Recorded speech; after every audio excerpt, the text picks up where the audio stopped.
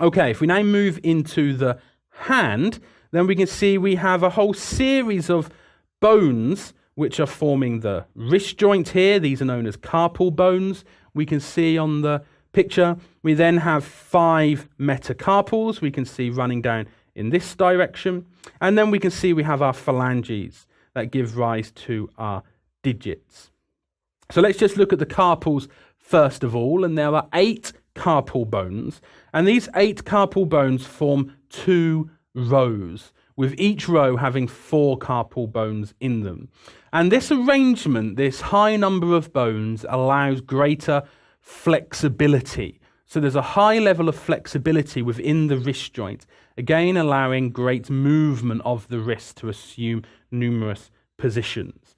We have the proximal row, and from lateral to medial. So here we've got the anterior view of the right hand, the anterior view of the right hand. So this is going to be lateral. We can see here the first digit, the thumb. This is lateral, and this 5th digit is medial here. And this proximal row, from lateral to medial, we have these 4 bones. We have the scaphoid, we have the lunate, we have the triquetrum, and we have the pisiform bone. And we can see these here. We can see we've got the scaphoid, we can see we have the lunate, we can see we have the triquetrum, and then we can see we have the pisiform. So 1, 2, 3, 4. These 4 bones that form this proximal row. We can see this on this anterior view, and we can also see them on this posterior view. Again, remember the thumb here is lateral. So from lateral to medial, we have scaphoid, we have lunate, we have triquetrum, and we have pisiform. These 4 bones that make up the proximal row. We also have a distal row, and these are formed by trapezium, trapezoid, capitate, and hamate. And these are a distal row. And again, we can see them from lateral to medial. We can see the trapezium, we can see the trapezoid, we can see the capitate, and then we can see the hamate, with the hook of the hamate as a prominent feature. We can see this on the anterior aspect, trapezium, trapezoid, we can see the capitate, and then we can see the hamate bone. So we've got these proximal row, and then we've got this distal row. We have these 2 rows with 4 bones forming each row. And we can see them both on the anterior and the posterior view. Here in the posterior view, we can see trapezium, trapezoid, capitate, and hamate.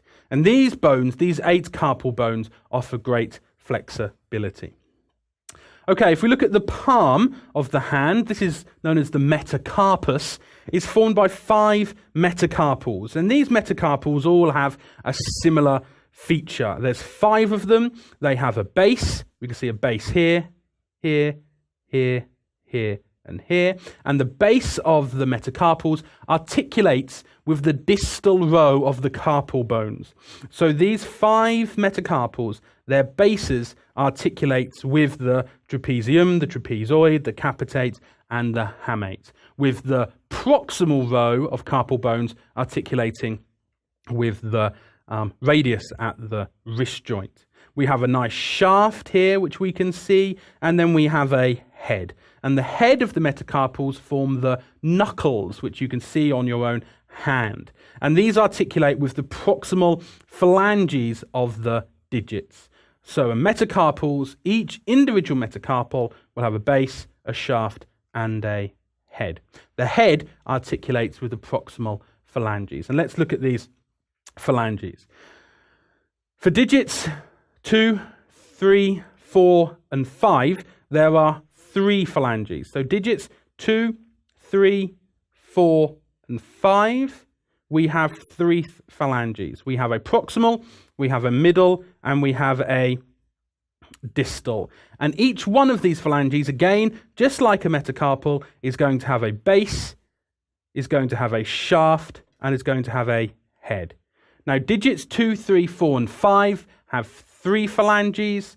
Digit 1 only has 2. It just has a proximal and a distal.